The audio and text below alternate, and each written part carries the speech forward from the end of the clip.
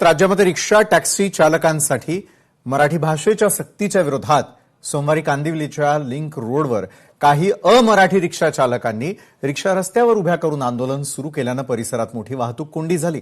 या आंदोलनामुळे लिंक रोडवरील वाहतूक संथ झाली आणि वाहनांच्या लांबच लांब रांगा लागल्यानं प्रवासी आणि वाहन चालकांना मोठा मनस्ताप सहन करावा लागला। प्रशासनानं केलेल्या निर्णयाविरोधात आंदोलन करणाऱ्या या अमराठी रिक्षा चालकांवर कठोर कारवाई करण्याची मागणी प्रवाशांकडून होती।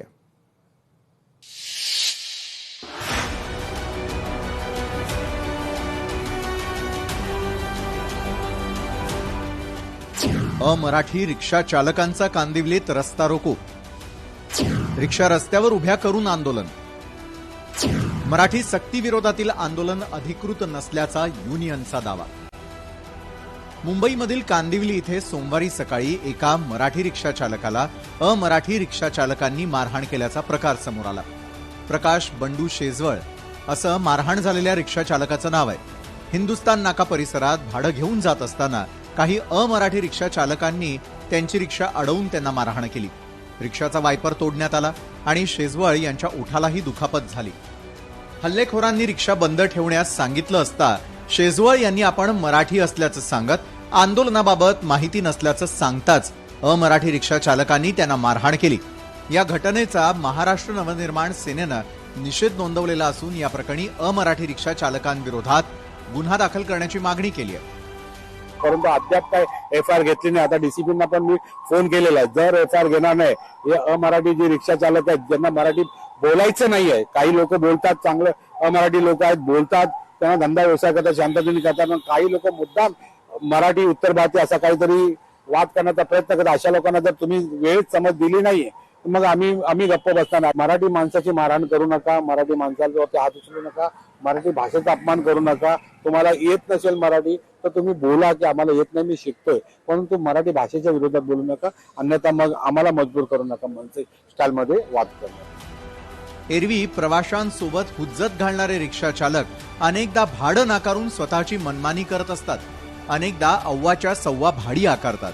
शेअर रिक्षा चालवताना 4 किंवा 5 प्रवासी घेऊन त्याचा जीव धोक्यात घालतात। याबाबत प्रवाशांनी तक्रार केल्यास वाहतूक पोलिसांकडे जा असं बिनधास्त सांगतात। याचं कारण वाहतूक पोलिसांशी बांधलेला दररोजचा हप्ता। आता सरकारनं मराठी बोलण्याचा आग्रह धरल्यावर त्यात प्रशासनाच्या विरोधात रिक्षा चालकांनी तीव्र आंदोलन पुकारलं। ज्या राज्यात वा शहरात राहायचंय तिथली स्थानिक भाषा शिकायची नाही ही मुजोरी पोलिसांकडून मिळणाऱ्या अभयामुळे आली असल्याचा दावा नागरिकांनी केलाय। मराठी शिकण्यासाठी अमराठी नेते संजय निरुपम यांनी सरकारकडे मुदत वाढवून देण्याची मागणी केली आहे। सरकारनं सुरुवातीपासूनच मराठी शिकण्यासाठी मुदत दिलेली आहे। जे काही शिकलेले नाहीत त्यांना त्यांच्यामध्ये एक सर्वे झाला पाहिजे, त्यांना नोटीस दिला पाहिजे। जे शिकले नाही त्यांना नोटीस द्या आणि त्यांना सांगा की तुम्ही 1-2 महिन्यात शिका, नाही तर तुमच्या विरोधात आम्ही कारवाई करू। 12 ऑगस्टला त्यांच्याकडून एक आदेश आलेला आहे, GR आहे, GR मी वाचला। GR मध्ये स्पष्टपणे असं आहे की ज्याने शिकलेला नाही त्यांना नोटीस दिलं पाहिजे आणि त्यांना 1 महिन्याची मुदत दिली पाहिजे आणि या मुदतमध्ये त्यांनी जर तरीही शिकला नाही तो त्यांच्या विरोधात कारवाई करू शकतात। कोणी जर बेकायदेशीररित्या मुजोरी करत असेल, मगरुरी करत असेल, आम्ही महाराष्ट्रात राहू, कामधंदा करू, पैसे कमवू आणि मराठीची अस्मिता आम्ही टिकवणार नाही, मराठी भाषेवर आम्ही प्रेम करणार नाही, तुमको जो करणे का करो, ही जर कोणाची मुजोरी असेल तर ती मुजोरी मोडून काढण्याचं काम परिवहन मंत्री म्हणून प्रताप सरनाईकला करावं लागेल। मैं चाहता हूँ कि यार अभी हम लोग गाँव के लोग हैं, अच्छा, यूपी बिहार जगह जगह से लोग आया हुआ है। अब बताओ अगर कोई इंसान से कहोगे कि तो 1 महीने के अंदर मराठी सीख जाओ, जिसको हिंदी पढ़ना नहीं सही से आता है वो कैसे 1 महीने में मराठी सीख सकता है। प्रॉपर टाइम दिया जाए कि इतने दिन आपको दिया जाता है, अगर मराठी सीख जाते हो तो गाड़ी चला लोगे, अन्यथा नहीं। सही है। पर अभी क्या बोलूं यार, टाइम 1 महीने का टाइम, 1 महीने में कोई मराठी सीख सकता है क्या? मराठी नहीं आता मेरे को, तो मलाड शब्द पे मेरा लाइसेंस ले लिया और 25,000 मांगा है। आरटीओ ने बोला था कि 25,000 दो, लेके जाओ चालाना भर के। लाइसेंस दे दिया, जमा कर लो। लाइसेंस जमा कर लिया, वो सस्पेंड कर दिया, लाइसेंस सस्पेंड कर दिया, सस्पेंड कर दिया। गाड़ी छोड़ दी अभी? गाड़ी तो दे दिया। क्या बोला था तुमको? मराठी में बोला था, कुछ समझ में नहीं आया क्या बोला था मराठी में, वो पता ही नहीं समझ। 3 महीने का टाइम दिया है कि नहीं दिया है? 3 महीने का टाइम दिया कि 3 महीने तक मराठी सीख के और आओ और लेके जाओ। मुळात सरकारनं मराठी शिकण्यासाठी रिक्षा आणि टॅक्सी चालकांना मुदतवाढ दिली आहे. तरी देखील मराठी न शिकण्याची ही वृत्ती म्हणजे सरकारी आदेश डावलून मुजोरी दाखवण्याचाच हा प्रकार आहे. या विरोधात स्थानिक प्रवाशांनी समाज माध्यमांवर संतप्त प्रतिक्रिया दिल्यावर मुंबई आणि उपनगरात सुरू झालेला हा प्रकार कोणत्याही मान्यताप्राप्त रिक्षा टॅक्सी युनियनचा अधिकृत संप किंवा आंदोलन नसल्याचं मुंबईमधील अधिकृत रिक्षा टॅक्सी युनियनद्वारे स्पष्ट करण्यात आलंय. वास्तविक आपण जिथे राहतो तिथल्या संस्कृतीचा आणि तिथल्या भाषेचा आदर करण्याची गरज आहे. मराठी आणि हिंदी हा भाषावाद आता नवा राहिला नाही. परप्रांतीय नेते मंडळी त्याला जाणीवपूर्वक खतपाणी घालत असल्याचं अनेकदा स्पष्ट झालंय. अशा प्रवृत्तीवर कठोर कारवाई होणं गरजेचं आहे. ब्युरो रिपोर्ट, लोकशाही मराठी, मुंबई.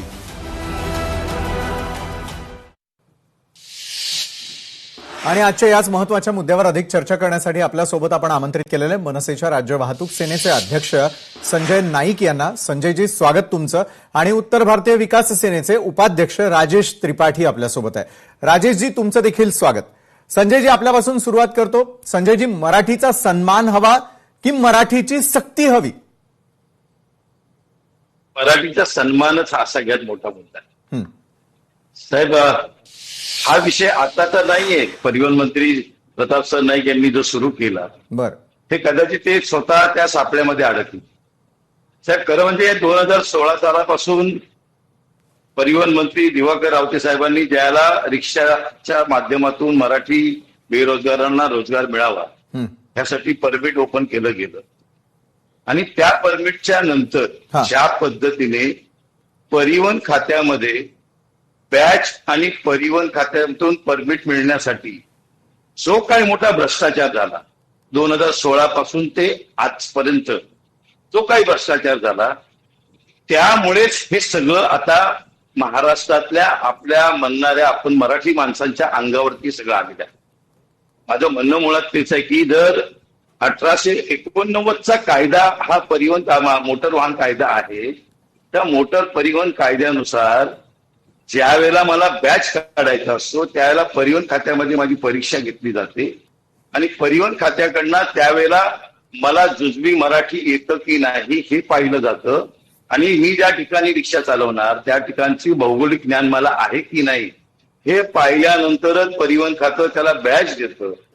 आणि बॅच मिळाल्यानंतर त्याचा वास्तव्याचा दाखला म्हणून तहसील कार्यालयामध्ये ज्याला जातं त्यावेळेला तहसील कार्यालयामधून त्यांना ते वास्तव्याचे दाखले, खोटे दाखले दिले गेले. बरं, या आधारावरच आज हे जे रस्त्यावरती दादागिरी करतायत, आपल्या मराठी माणसाच्या रिक्षावाल्यांना अडवतायत, ही ताकद ही खरं म्हणजे या सरकारच्या भ्रष्टाचारातून सुरू झाली. यासाठीच खरं म्हणजे मी बाबासाहेब आंबेडकरांच्या जयंतीच्या दिवशी मी खरं म्हणजे याच्यावरती पोलखोल करणार होतो. बरं, आणि ती पोलखोल झाल्यानंतर प्रताप सर नाईकांनी त्याला कुठेतरी बगल द्यावी, भ्रष्टाचार समोर येऊ नये म्हणून त्यांनी मराठी भाषेचा हा अधिकार त्यांना साक्षात्कार झाला. बरोबर आहे. म्हणजे सरकार एका बाजूला दुटप्पी भूमिका करत असल्याचं तुमचं म्हणणं आहे. सध्या रस्त्यावरती ही लढाई सुरू असल्याचं दिसतं. राजेशजी, रिक्षा टॅक्सी चालकांचा थेट व्यवहार हा प्रवाशांशी असतो, त्यामुळे प्रवाशांशी संवादासाठी मराठीचं प्राथमिक ज्ञान अत्यंत आवश्यक आहे. असं असताना देखील का अमराठी रिक्षा चालक मराठीच्या विरोधामध्ये बोलताना दिसतात? का रिक्षा चालकांना मारहाण करताना दिसतात? काय वास्तव समजायचं आम्ही यातलं? सबसे पहले सभी को नमस्कार. मेरा नमस्कार. छत्रपति शिवाजी महाराज के विजय असो, जिसने हिंदवी स्वराज का सपना देखा था. ठीक है, हिंदू हृदय सम्राट माननीय बाला साहब ठाकरे, जिसके हम पूजा करते हैं, जिसकी, ठीक है, उन लोगों ने कभी मराठी को लेके इतना उत्पात नहीं बचाया जितना ये सरकार मचा रही है. इससे तो अच्छी नवनिर्माण सेना थी, कम से कम वो मार रही थी. कम से कम गरीब रिक्शा टैक्सी वाले मार खा के अपने बच्चों का पेट तो भर रहे थे. लेकिन ये सरकार उत्तर भारतीय विरोधी है और ये सरकार का नीयत स्पष्ट है कि उत्तर भारतीय समाज को यहां से भगाना और उत्तर भारतीय समाज के पेट पे लात मारना. उत्तर भारतीय समाज बीजेपी को वोट देके अपने आप को ठगा हुआ महसूस कर रही है। आज की तारीख में अगर देखा जाए तो मराठी मुंबई की भाषा नहीं है। मराठी मुंबईची भाषा नाही। नहीं, मग? अगर देखा जाए तो अगर कल के तारीख में कोई मराठी सीख लेगा, हाँ। फिर यहाँ के जो लोकल है, आगरी है, ठीक है, आगरी बोलेंगे कि तुम आगरी बोलो, कोणी बोलेंगे तुम्ही कोणी। आगरी भाषा जी आहे ती त्या ठिकाणच्या कोळीवाड्यांमध्ये बोलली जाते, मात्र महाराष्ट्रात असलेलं मुंबई जे आहे त्यामध्ये मराठी नाही तर कुठल्या भाषेचा वापर करायला हवा? फिर कोंकणी सर, मेरे भाई कोंकणी भाई आएंगे, हाँ। बोलेंगे कोंकणी बोलो। ये भारत में सबको कहीं जाकर अपनी रोजगार करने का अधिकार संविधान देता है। बालासाहेब राजेश जी, तुमचा मुद्दा लक्षात आला ना, मात्र मुंबई जर महाराष्ट्रात आहे तर मराठीत नाही बोलायचं तर मग कुठल्या भाषेत? ज्यावेळेला सरकार या संदर्भामध्ये तुम्हाला वेळ देते, वेळ देऊन मराठी शिकण्यासाठीचा वेळ देते, तरी देखील त्याची अंमलबजावणी न करता त्या ठिकाणी असलेल्या मराठी माणसाला का मारहाण करण्यात आली, हा साधा प्रश्न आहे। ज्या वेळेला बंदची हाक देण्यात आली तर कुठल्याही रिक्षा टॅक्सी युनियननं त्याची जबाबदारी घेतली नाही, मात्र केवळ तुम्ही संपात सहभागी नाही म्हणून एका मराठी रिक्षा चालकाला मारहाण, याचं तुम्ही समर्थन कराल का राजेशजी? साहेब, मराठी भाषाचा माझा संपूर्ण एवढाच मतलब नमस्कार आहे माझं, काय की हा माझा कर्मभूमी आहे। बरं। ओके, लेकिन भाषा के नाम पर किसी गरीब रिक्शा वालों, टैक्सी वालों को यहाँ से मारना, उनका परमिट रद्द एका करना, रिक्षा टॅक्सी चालकानंच दुसऱ्या रिक्षा टॅक्सी चालकाला मारलेलं आहे। ये बहुत ही गलत है और ये सरकार एकदम ही उत्तर भारतीयों के विरोध में काम कर रही है। बर, मुंबई में सालों पहले यहाँ पे एक भी रोजगार नहीं है, यहाँ की सारी फैक्ट्रियां बंद हो गई है। पहले फेरी वालों को भगाया गया, फिर ये लोगों ने ये बनाया। राजेश जी, अजब दावा करता तुम्ही।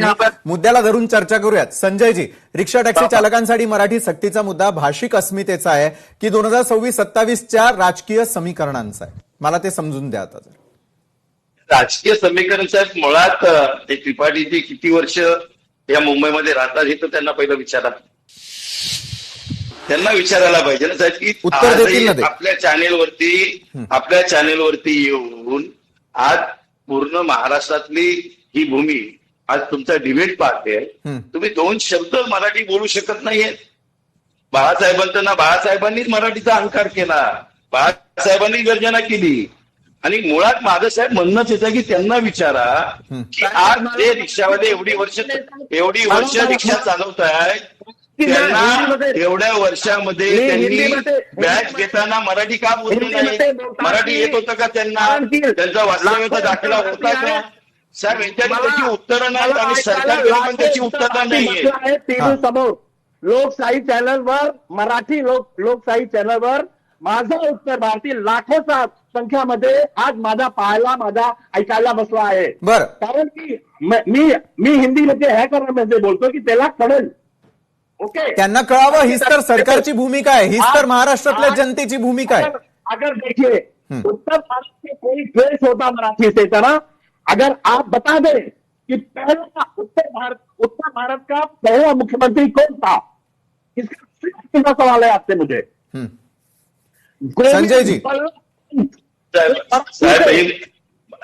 साहेब माझं म्हणणं मुळात तेच आहे की या बाबासाहेब आंबेडकरांनी जो संविधान लिहिला, त्या संविधानाच्या अधिकाराखाली जे कायदे बनवले, ज्या घटना बनवल्या, त्या कायद्याच्या सगळ्या गोष्टीला लाथ मारून या सगळ्यांनी भ्रष्टाचाराने जे बॅच आणि परवाने या सरकारने दिले, त्या खरं म्हणजे सरकारलाही लाज वाटायला पाहिजे की खरं म्हणजे हा बकासूर या सरकारने पोचला साहेब एवढी वर्ष।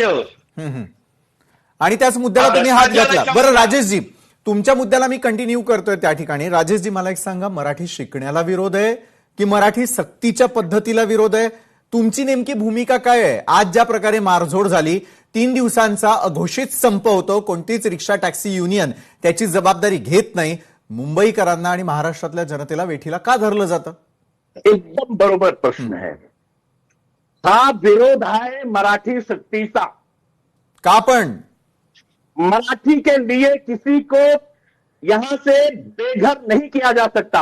आज एक गरीब रिक्शा वाला अपना 500-700 रुपए कमाकर अपने बच्चों का पेट भर रहा है। आज 40-50 साल बाद अगर उनको अचानक बोल दिया जाएगा कि आप मराठी बोलोगे तो ही यहां पे रह सकते हो, नहीं तो यहां से भाग जाओ, ये सरासर अन्याय और गलत है। लड़ाई सिर्फ इतनी सी है कि मराठी की जो शक्ति हो रही है ये गलत है, उनको प्यार से समझाया जा सकता है।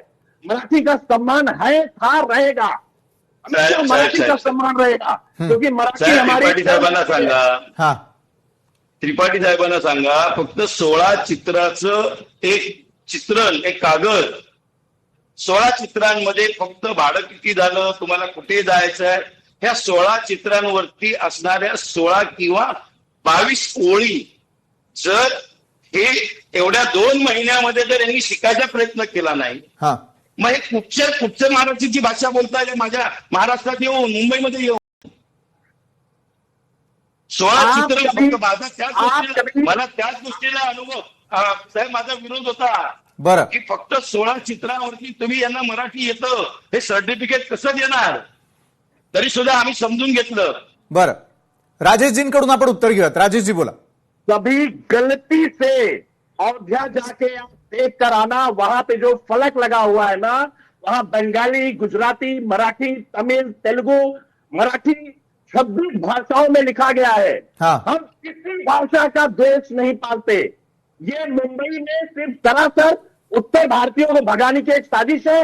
मैं बार बार बोल रहा हूं, और ये उत्तर भारतीय समाज समझ में नहीं आ रहा है कि पहले हॉकर्स को भगाने की एक साजिश हुई, और अभी एक सीधा पहले तो। बरं राजेशजी, मला तुमचा आरोप लक्षात आला। संजयजी, पुन्हा एकदा आरोप जे मराठी अमराठी विरोधात होताना दिसतोय, इथून हाकलून देण्याचा होतोय। मात्र आज कांदिवलीमध्ये जी घटना घडली संजयजी, त्यात एक गोष्ट होती की एक अघोषित बंद पुकारला जातो, त्या बंदच्या विरोधामध्ये जर एखादा मराठी माणूस रिक्षा चालवतो ज्याला त्याची माहितीच नाही आहे, त्याला मारझोड करणं कितपत योग्य आहे? संजयजी, साहेब माझं म्हणणं बघा की आज त्यांनी जो प्रयत्न केलाय, मला असं वाटतं की जे सरकार बसलेलं आहे महाराष्ट्रामध्ये ना साहेब, त्यांना आम्हाला विनंती करायची आहे की सरकार नावाचं चीज काय आहे की नाही या महाराष्ट्रामध्ये। आमचं म्हणणं साहेब एवढंच आहे, आम्ही सरकारने बनवलेल्या कायद्याचं पालन करायला मागतोय साहेब। आम्ही जर काय सुद्धा चुकत असेल तर आम्हाला कुठेतरी सजा द्या तुम्ही त्या गोष्टी, आमच्यावरती गुन्हा दाखल करा। पण दुर्दैवाने आज ज्या पद्धतीने मराठी म्हणून तो माणूस गाडी चालवत होता, एक वयस्कर, त्याला गाडीतून बाहेर काढून मारलं, सगळं केलं साहेब। या कुठेतरी महाराष्ट्राच्या वेदना आहे साहेब। आज कुठून तरी बाहेर कोसावून याचं कुटुंबाच्या चरितार्थासाठी, पण आज या 2 महिन्यामध्ये ते का मराठी शिकले नाही याचं उत्तर ते देतच नाही। राजेश जी जवाब देंगे आप इस सवाल का? 1 महिन्याची वाढ दिली, परत 3 महिन्याची वाढ दिली। देखिए सुनिए, पहले आर्थिक राजधानी कोलकाता हुआ करता था एक टाइम पे, जब देखो तब लोग आर्थिक राजधानी कोलकाता को बोलते थे। कोलकाता की हालत देख लो, आज वही राजेश जी, कोलकात्याला जाऊन रिक्षा चालवायला लावा ना मग त्या रिक्षा आणि टॅक्सी चालकांना। चला, मी तुम्हाला आजपर्यंत प्रश्न कळला नाही, मी जो विचारला तो मी हिंदीतून तुम्हाला विचारतोय यावेळेला।